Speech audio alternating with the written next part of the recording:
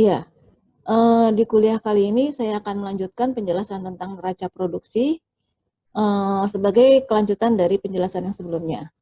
Jadi kita tahu kalau neraca produksi itu timbul karena adanya aktivitas produksi yang merupakan kegiatan ekonomi. Nah, di dalam suatu proses produksi, kita memerlukan yang namanya input. Input ini terdiri dari input antara dan input primer. Input antara itu terdiri dari bahan baku dan bahan penolong, sedangkan input primer itu adalah balas jasa faktor produksi. Jadi balas jasa faktor produksi ini tidak lain adalah nilai tambah bruto. Sehingga kita bisa katakan bahwa ini adalah NTB gitu ya. Nah, jadi kalau faktor produksinya tenaga kerja, maka balas jasa faktor produksinya adalah kompensasi pegawai atau upah gaji. Kalau faktor produksinya pemerintah, balas jasa faktor produksinya adalah pajak subsidi. Kalau faktor produksinya entrepreneur atau barang modal, maka balas jasa faktor produksinya adalah konsumsi barang modal. Kalau faktor produksinya entrepreneur, maka balas jasa faktor produksinya adalah surplus usaha. Nah, input yang masuk dalam suatu proses produksi ini akan menghasilkan output. Output ini akan digunakan sebagai konsumsi antara kalau dia masuk ke dalam proses produksi yang lain sebagai input antara di sini. Nah, terus dia juga digunakan sebagai konsumsi akhir, maka dia akan masuk sebagai konsumsi akhir yang habis pakai. Selanjutnya, kalau bedanya antara konsumsi antara dengan konsumsi akhir ini adalah dia masuk ke dalam proses produksi atau enggak. Nah, di dalam suatu perekonomian, total ekonomi, total konsumsi antara ini akan sama dengan input antara. Sehingga nanti di sini akan menjadi, karena dia sama gitu ya, input antara ini akan menjadi konsumsi antara. Nah, ini adalah neraca produksi, sebelah kanan itu adalah sumber, terdiri dari output, sebelah kiri itu adalah penggunaan, terdiri dari konsumsi antara sama nilai tambah bruto. Total sisi sebelah kiri itu akan sama dengan total sisi sebelah kanan, jumlah penggunaan akan sama dengan sumber. Kemudian output ini dihitung dengan mengalihkan produksi dan harga gitu ya. Kita akan fokus hari ini untuk output. Sebelumnya kita sudah membahas tentang produksi, kita sudah tahu definisi produksi apa, kemudian konsep dan definisi untuk produksi, lalu batasan produksi, cara menentukan apakah aktivitas ekonomi tersebut merupakan produksi atau tidak, gitu ya. Lalu ada juga non-observe ekonomi, mulai dari informal ekonomi, kemudian ada juga illegal ekonomi, di situ semua harusnya dicatat gitu ya, selama dia melakukan proses produksi. Lalu untuk pencatatannya sendiri kita memerlukan yang namanya klasifikasi. Kalau klasifikasi ini ada dua, klasifikasi kegiatan ekonominya kita menggunakan KBLI, sedangkan untuk klasifikasi produknya kita menggunakan CPC. Dan itu berstandar internasional. Selanjutnya kita akan bahas tentang harga. Jadi kalau tadi output itu dihitung dengan mengalihkan produksi dengan harga, maka harga yang digunakan di sini ada tiga, yaitu harga dasar, harga produsen, dan harga konsumen. Harga dasar ini adalah harga yang kayak harga baru keluar dari pabrik gitu ya. Dia masih mengandung subsidi, tapi dia tidak terdapat pajak di dalamnya, jadi belum dikenakan pajak. Itu yang kita sebut dengan harga dasar. Lalu harga produsen ini adalah harga dasar yang sudah ditambahkan dengan pajak. Tapi pajak yang dimaksud di sini tidak termasuk dengan PPN atau value added tax gitu. Selanjutnya harga konsumen. Harga konsumen ini adalah harga produsen yang ditambahkan dengan TTM, Trade and Transport Margin. Jadi kalau harga dasar tadi tidak ada pajak, tidak ada TTM-nya, tapi kalau harga produsen itu dia ada pajaknya, tapi bukan pajak PPN yang dimaksud. Kemudian harga konsumen ini dia ada pajak dan ada TTM-nya.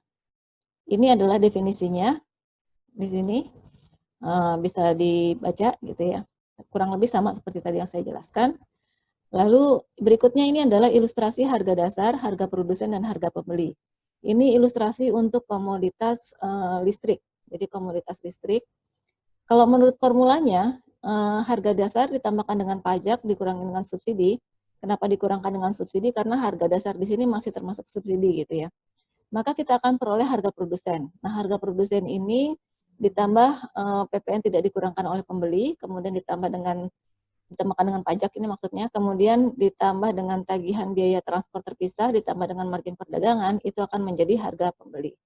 Contohnya di sini kalau harga dasar listrik itu adalah Rp1.050 per kWh, maka kalau dia dikenakan pajak, dia menjadi Rp40 per kWh. Kemudian dikurangkan dengan subsidinya, harganya menjadi Rp390 per kWh. Maka harga produsennya itu adalah Rp700 per kWh. Nah, kalau dia tidak ada VAT tidak dikurangkan oleh pembeli, kemudian tidak ada margin transportasi, lalu tidak ada margin perdagangan, maka harganya akan sama antara harga pembeli dengan harga produsen.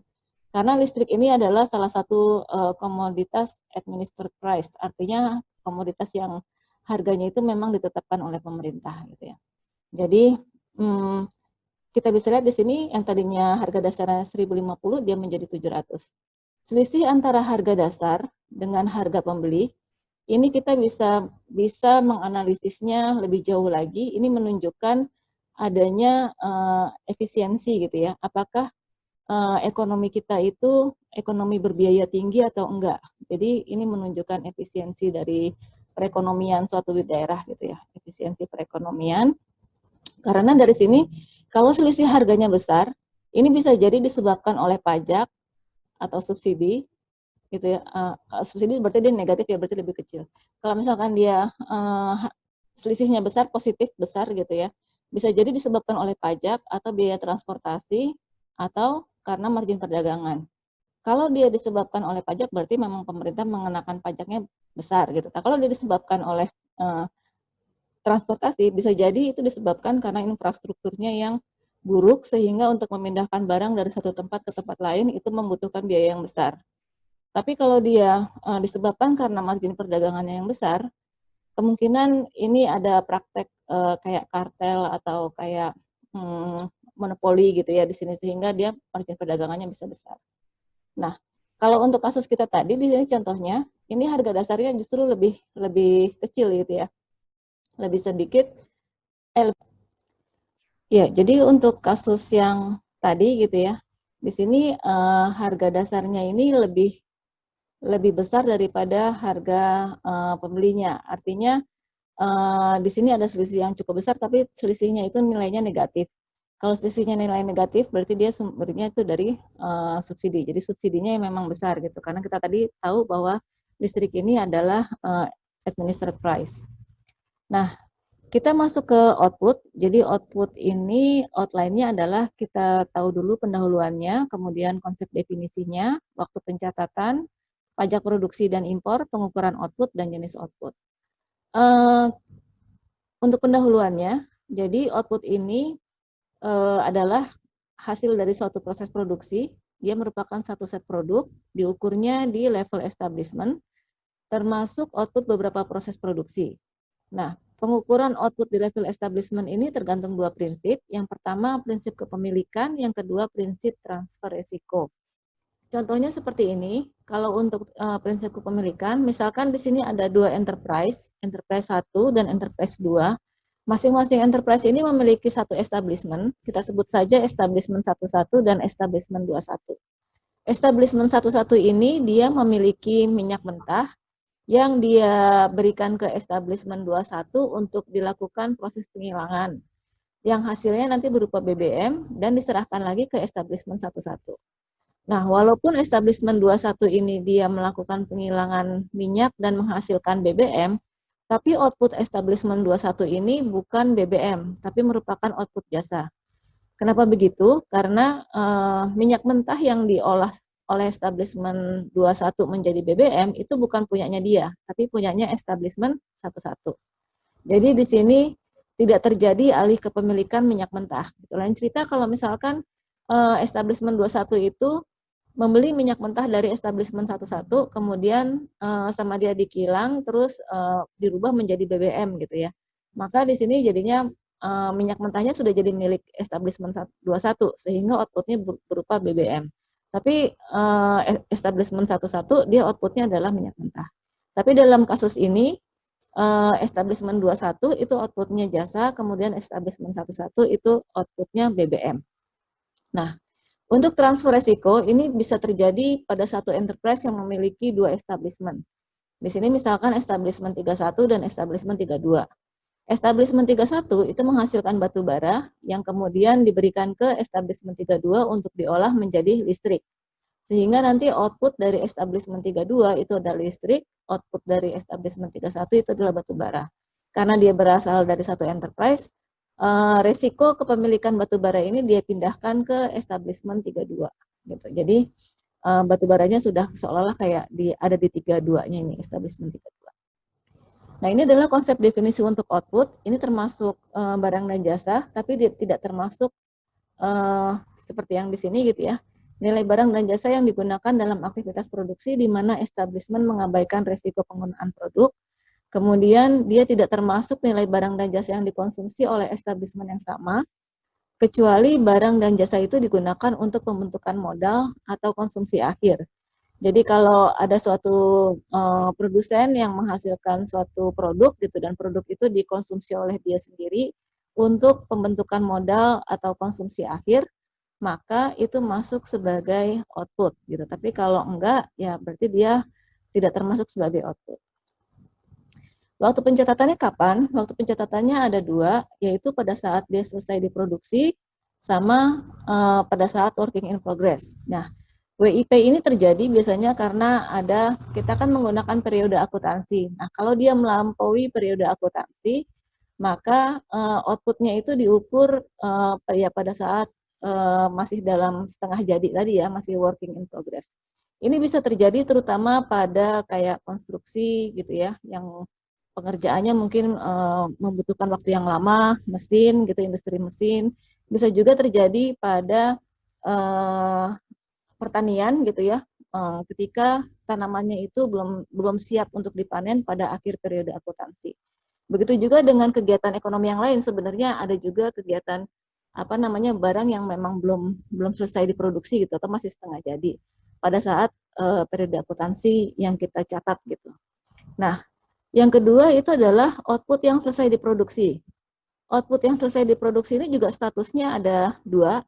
Ada yang sudah laku, terjual gitu ya, atau terkirim ke unit lain, artinya dia sudah laku gitu. Kemudian ada juga yang belum laku, yang masih disimpan atau malah akan digunakan sebagai konsumsi akhir. Nah, ini dua-duanya dicatat sebagai output gitu. Tapi kalau perlakuannya nanti akan berbeda gitu ya, nanti akan bisa menjadi inventory. Gitu. Nah, output suatu establishment atau enterprise ini dicatat berdasarkan prinsip accrual basis, jadi berdasarkan transaksi. Kemudian ada pajak, produksi dan impor. Jadi baik harga produsen maupun harga dasar tidak termasuk PPN atau deductible taxes atas output yang dijual. Ini sesuai dengan SNA 2008, chapter 6, paragraf 51. Lalu PPN merupakan pajak yang dikenakan pada hampir seluruh barang dan jasa.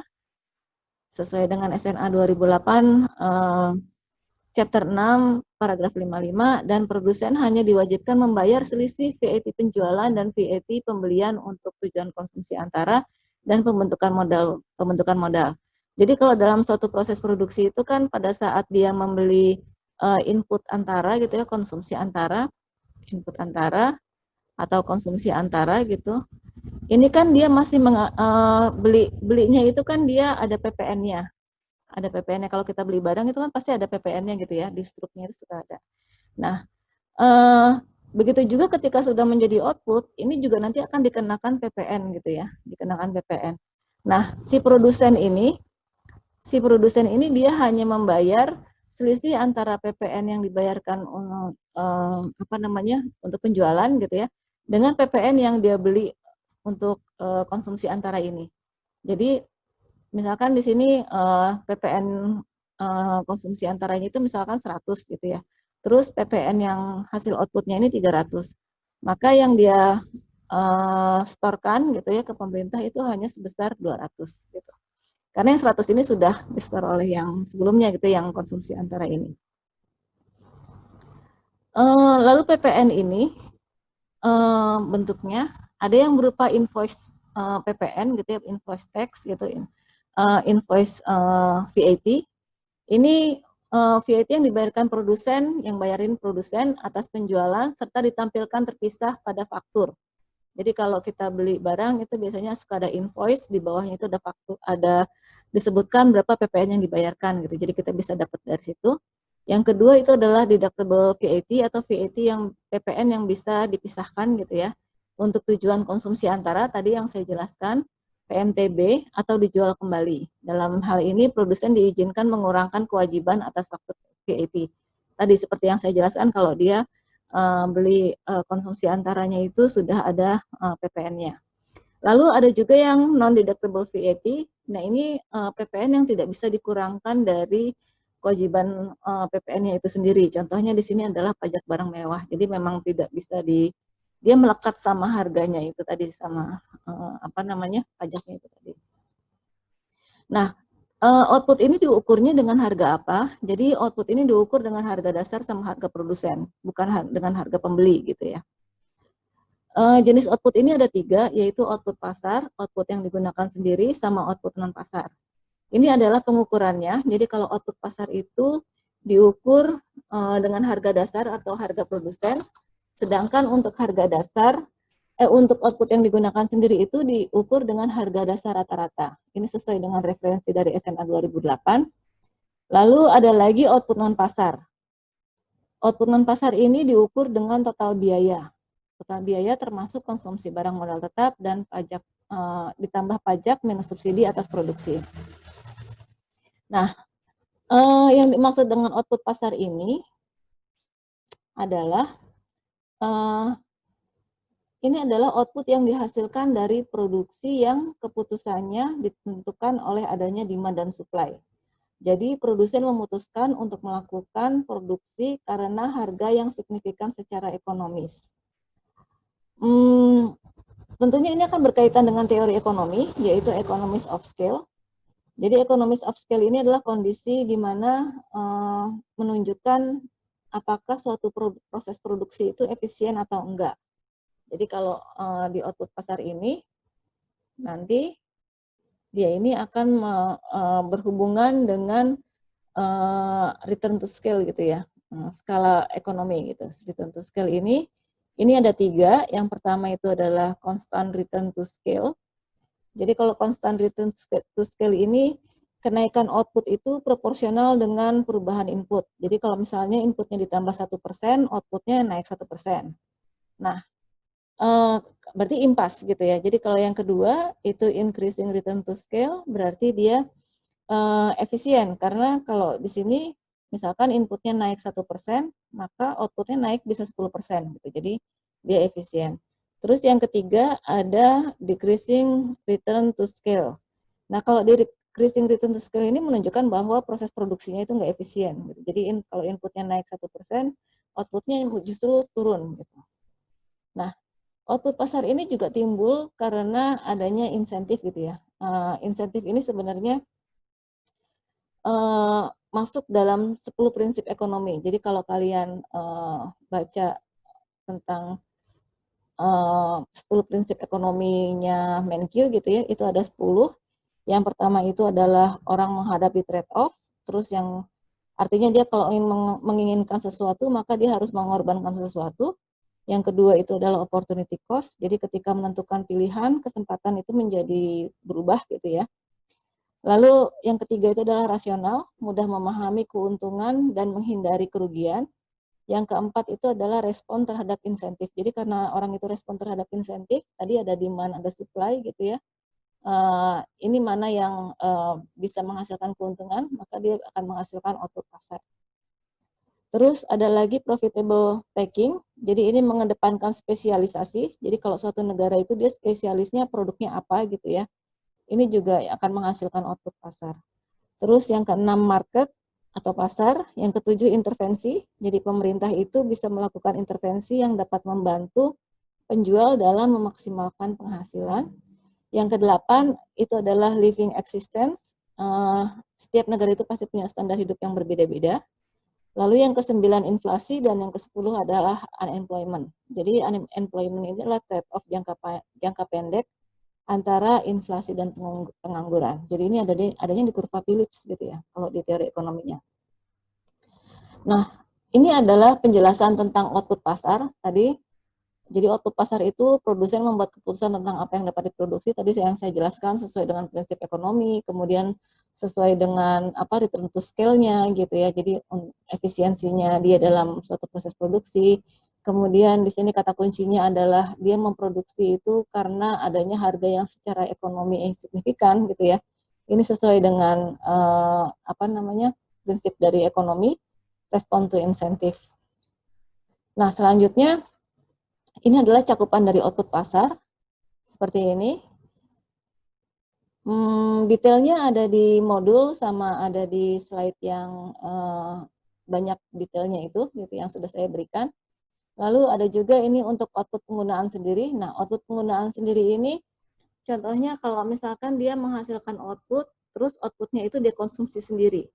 Maka misalkan dia menghasilkan outputnya itu, ini misalkan proses produksinya itu kayak dia menghasilkan nasi uduk gitu ya. Misalkan ada suatu rumah tangga, dia menghasilkan nasi uduk misalkan sampai 100.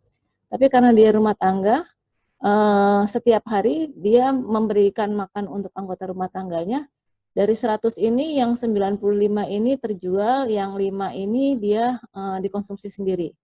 Maka yang dicatat bukan cuma 95 aja yang terjual aja, tapi juga termasuk yang dia konsumsi. Jadi yang tercatat itu adalah yang 100. Jadi ini yang dicatat, bukan yang 95 atau yang 5-nya gitu ya.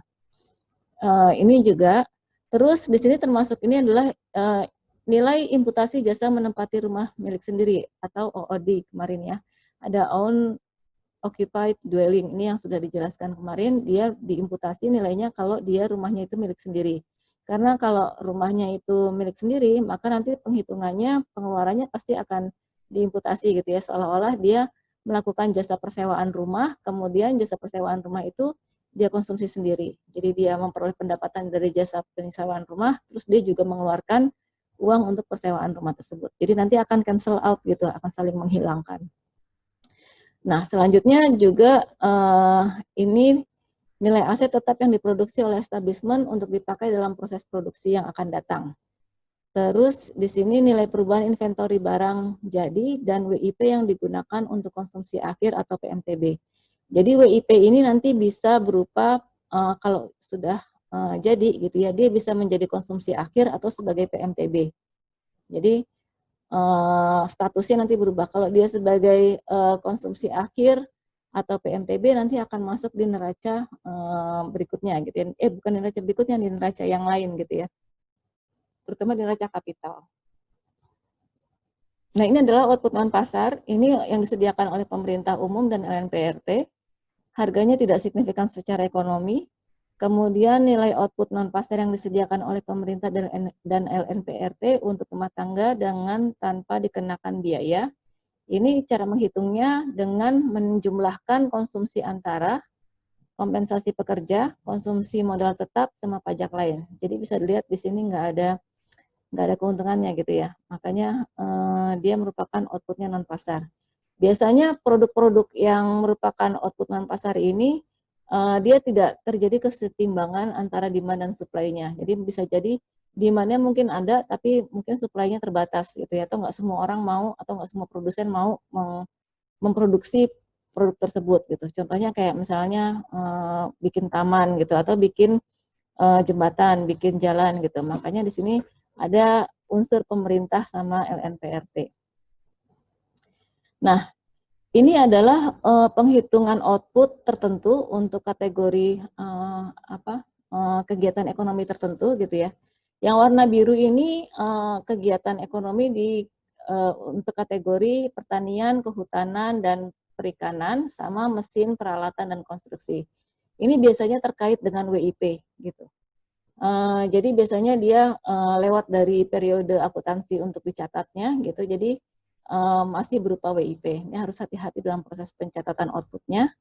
Kalau yang perdagangan besar, eceran sama transportasi dan pergudangan, Jadi kalau untuk perdagangan besar dan eceran, ini output yang dicatat ini adalah margin perdagangannya. Terus kalau yang transportasi ini adalah biaya transportasinya, gitu. Lalu di sini yang warna ungu ini untuk keuangan gitu ya, untuk kategori sektor keuangan. Di sini ada bank sentral, jasa keuangan selain asuransi dan dana pensiun, lalu ada asuransi dan dana pensiun. Jadi kalau untuk bank itu ada macam-macam gitu ya, bank sentral. Ini kita menghitungnya dengan VISIM. Jadi VISIM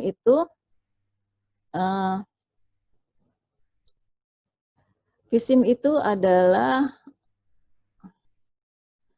singkatannya itu dari Financial Intermediation Services Indirectly Measure. Jadi ini kayak pengukuran untuk jasa intermediasi keuangan gitu ya. Ini caranya dengan mengurangi selisih antara bunga untuk kredit dikurangi dengan bunga untuk nasabah gitu. Jadi kalau peran perbankan itu kan si bank ini sebenarnya dia memperoleh dana dari nasabah sebagai dana pihak ketiga gitu ya, maka dia menjanjikan menjanjikan sejumlah bunga untuk dibayarkan ke nasabah. Terus uang yang dikumpulkan dari dana pihak ketiga ini oleh bank ini akan diberikan ke kreditor gitu ya, ke kreditur, dan kreditur ini harus membayar sejumlah bunga untuk dibayarkan ke bank. Nah, VISIM ini adalah selisihnya ini. Nah, peran bank sentral ini sendiri dia ada beberapa peran gitu di sini. Jadi salah satunya itu diukur dengan VISIM gitu. Selanjutnya asuransi. Di sini jasa keuangan selain asuransi dan dana pensiun. Jadi ini ada lagi detailnya ada di slide sama modul. Kemudian asuransi itu dihitungnya dari asuransi juga banyak jenisnya gitu ya. Ada asuransi kesehatan, ada asuransi jiwa gitu ya, itu premi itu beda-beda gitu. Nah ini dihitung berdasarkan premi yang merupakan pendapatan atau PYMP. Jadi ini semua basisnya ada premi, terus ditambah nanti ada tiap asuransi itu ada karakteristiknya sendiri-sendiri yang itu menjadi outputnya gitu. Nah selanjutnya ada jasa terkait produk kekayaan intelektual. Ini dihitung outputnya dengan jumlah biaya ditambah kan dengan return fixed capital-nya. Terus kalau misalkan jasa terkait produk kekayaan intelektual ini juga terkait dengan R&D gitu ya, research and development gitu. Kalau di pekerja seni gitu, dia ada penjualan, kontrak gitu sama komisi, itu juga merupakan output dari jasa produk kekayaan intelektual.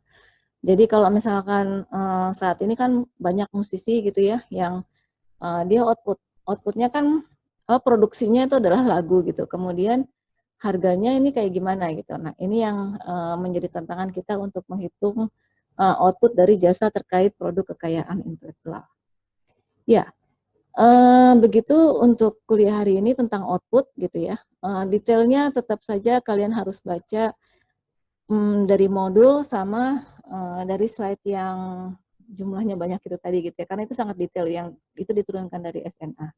Ya, terima kasih atas perhatiannya.